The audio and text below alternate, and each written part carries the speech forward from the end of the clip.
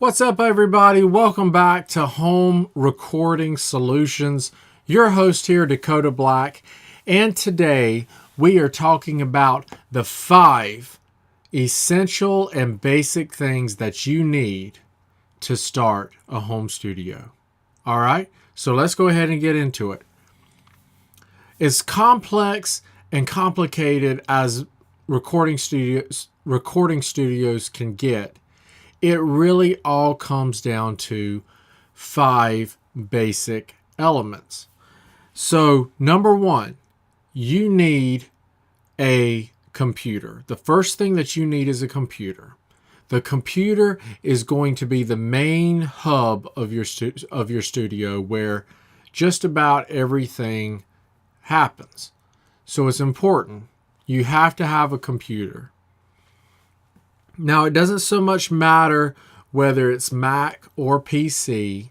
There are people in the music industry that are making awesome, professional, commercial quality sounding music on both platforms. I would just suggest to pick the one that you are used to or that you like and go with it. Okay? The only thing I would say is 2 things when it comes to computers. Get one with as much processing power as possible and as much random access memory as possible. And that's going to help you increase the power and memory of your computer when you start getting down to work, recording and mixing. Okay? Now, I would get a computer that has at least 4 gigabytes of random access memory and preferably 8 or more. But you need at least 4 gigabytes of RAM to really be able to work the way you need to work. Okay? So, computer, they're not that expensive these days. Yes, you can record on a laptop. It's awesome. Go out and get you one or use the one that you have. The computer that you have is probably sufficient to record, okay, for your recording studio. So use that one if you have one already. Now, the number 2 thing that you need in the home studio is the digital audio workstation. You need a DAW or DAW. The digital audio workstation is a piece of software like Pro Tools, Cubase, Reaper, Cakewalk by BandLab, which was previously known as Cakewalk Sonar, Logic, FL Studio. All these different things are DAWs. Now, it doesn't really matter which one you buy. Any mainstream, main label DAW is going to work just fine. Now, Pro Tools is considered the so-called industry standard. It's what most of the pros are using.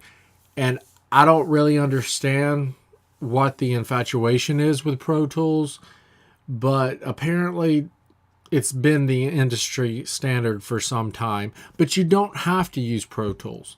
Okay, there are many other DAWs out there that people are making professional commercial music on all the time.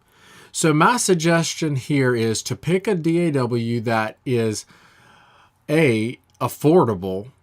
Okay, and by the way, Cakewalk by BandLab right now is free. It's a fully functioning digital audio workstation, and they're giving it away for absolutely free as of the recording of this video.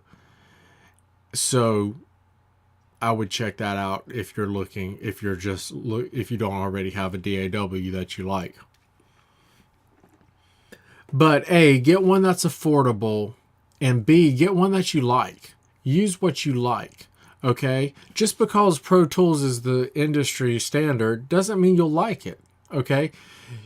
And the third suggestion that I would give to you is, once you have found that DAW that you like, you need to learn it. And I mean really learn it. Learn it inside out, backwards and forwards, upside down. Learn it thoroughly. That's going to be one of the things that helps you most in the home, getting results in the home studio, is learning whatever DAW that you choose, learning it inside out. Okay? So if you already have a DAW that you prefer, like I said, just learn it and get really good at using it. If you're new at this whole thing and you don't know which one to go with, test out some demos and see which one, you like. But I will say this, Pro Tools, if you're brand new and you're just looking to get into a DA, to buy a DAW for the first time, I will say that because most professionals are using Pro Tools, by choosing Pro Tools, you might have more in common with them and might be able to converse with them better if you understand the software that most of the pros are using, if you ever work with them. But having said that, it really doesn't matter. Pick one that you like. The main thing is learning it inside and out. Okay? Now, the third thing that you need in the home studio is one of these babies. Ding, ding, ding. Okay, this is an example of an audio interface. An audio interface is a box like this. They can be bigger, they can be smaller. And what this does is, this allows you to run your microphones and guitars and all that stuff. This allows you to record those and send it into your computer, right? Because your microphones, your guitars, and all that stuff, they've got to have some kind of way of getting into your computer and getting into your digital audio workstation. And these boxes are what do that. These are the bridge between the outside analog world and the digital world of the computer. Now, the great thing with modern day audio interfaces is that they sound really, really good, and many of them are very, very affordable. Okay? And so you don't have to spend thousands and thousands of dollars on one of these things to get professional results. Okay? You can get a budget interface and it can sound amazing. Now, just two things that I would suggest here is, first off, I would get an audio interface that has at least 2 microphone preamps, okay? At least 2 microphone preamps. Not just 2 inputs, but 2 mic preamps. The preamp in your interface is what takes the very, very quiet signal from your microphone and boosts it up to what's called a line level signal that is then sent into your computer and into your DAW. And the reason that I would get one that has at least 2 is so that you can stereo record some things. There may be times in the home studio where you may want to use 2 microphones to get a nice stereo recording of an acoustic guitar or a piano or a violin or cello or anything like that. Okay? And so I would get one that has at least 2 so that you can do some stereo recording if you wish to. I don't think you really need more than 2, because most of the time in the home studio we are doing what's called overdubbing anyways, where we just go back and record one track over all the other tracks. But it is nice to have the ability to do stereo recording when we want to. The other thing that I would say about audio interfaces is to check the connectivity that your computer has with the connectivity on these boxes to make sure they match, because you don't want to buy an audio interface only to find out you can't connect it to your computer. Okay, now there's all kinds of different connections. A very common one is the USB. So if you have USB ports on your computer, make sure you get an interface that has USB connectivity on it. I think a lot of the Macs are now using Thunderbolt and have used FireWire. These are just different ways of connecting your computer to your interface. So all of them are good. Apparently Thunderbolt is where things seem to be going. They are able to, they claim they have really low latency. And so, but honestly, I use USB for my needs and it works just fine. Okay, just make sure they match up. Okay, so remember, when it comes to the audio interface, at least 2 microphone preamps in it. Make sure it has at least 2, and make sure you have the right connectivity options for your computer. Now, number 4, microphones. Very important. If you're just starting out in the home studio and you're on a budget, then I would suggest getting 2 microphones, okay? And one of them, the most important one, being what's called a large diaphragm condenser microphone, and the other one is what's called a dynamic microphone, okay? Now, the large diaphragm condenser, and it doesn't have to be this one, but the large diaphragm condenser microphone is very versatile. It's going to be, most of the time, the best choice for recording vocals, and it works and sounds amazing recording acoustical instruments like acoustic guitar, violin, cello, piano, all that stuff. Okay, so by far the most important mic that you need at least one large diaphragm condenser microphone. They're sensitive, they're made to pick up sound very well, and that's why they work so well on acoustic type instruments. Even your voice is an acoustic instrument. You have these strings, right, that are vibrating. So make sure you get a condenser microphone. You don't have to spend a ton of cash. You can get a budget one for $100, $200, $300, and it's going to sound awesome, okay? But I would also suggest, if you have the money, to invest in a good dynamic microphone. This is the ubiquitous and ever popular Shure SM57. It's found in all professional studios.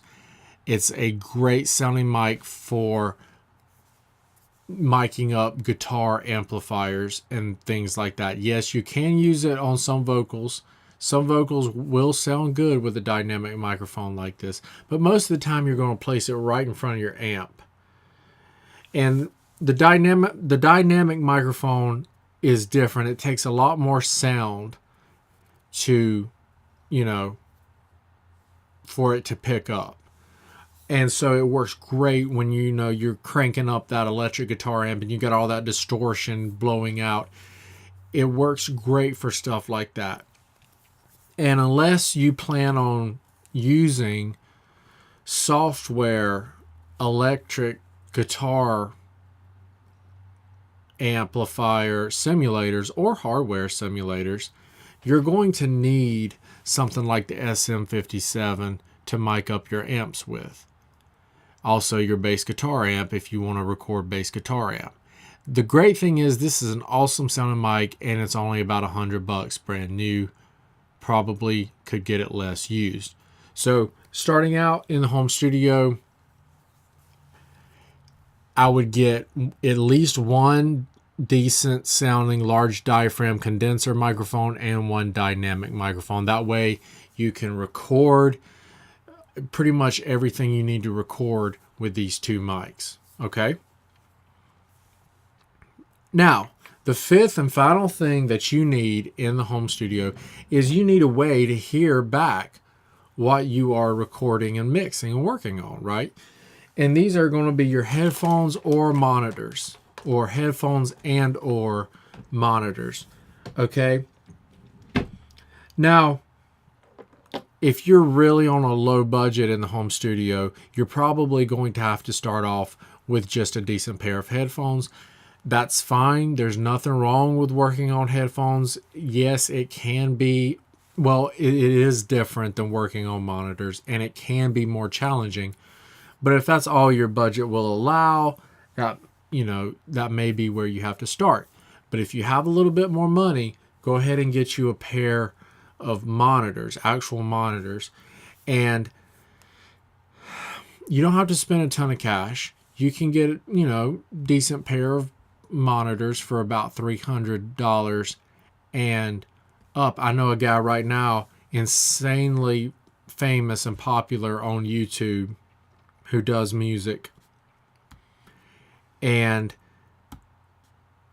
he records on monitors that are only $300 brand new combined, right? And so you can get great mixes on all kinds of different monitors, but obviously budget is going to be a big thing here. Get what you can afford, okay? Now, the main thing with monitors is just learning how to listen to them and learning your monitors. Listen to commercial quality music, stuff like that you already have in iTunes and Spotify. Listen to how those songs sound coming out your monitors and get used to how your monitors sound. Learn their weak spots, learn their strong points. Okay? Just, it's not that important so much what monitors you get, but rather how well you learn them. Okay, especially starting out in the home studio when you don't have much money. And there you have it, folks, the 5 main things that you need to start a home studio. 1 is your computer, 2, your DAW, 3, your audio interface, 4, couple of microphones, and 5, headphones and or monitors. Okay? And that's going to really get you started. Now, thank you guys so much for watching. Please subscribe, and that just helps to keep these videos coming your way. Next time, I'm going to walk you through the 6 major steps to a radio ready song. The 6 major steps to a radio ready song. Any song you've heard on the radio has been through these 6 major steps. It's what all the pros are doing. It's how they all work. They all follow this 6-step pattern. And I'm going to be teaching you that in the next video. So be sure to tune back in next time. Thank you so much for watching, and I will talk to you guys on the next video. Thanks a lot, guys. Peace out.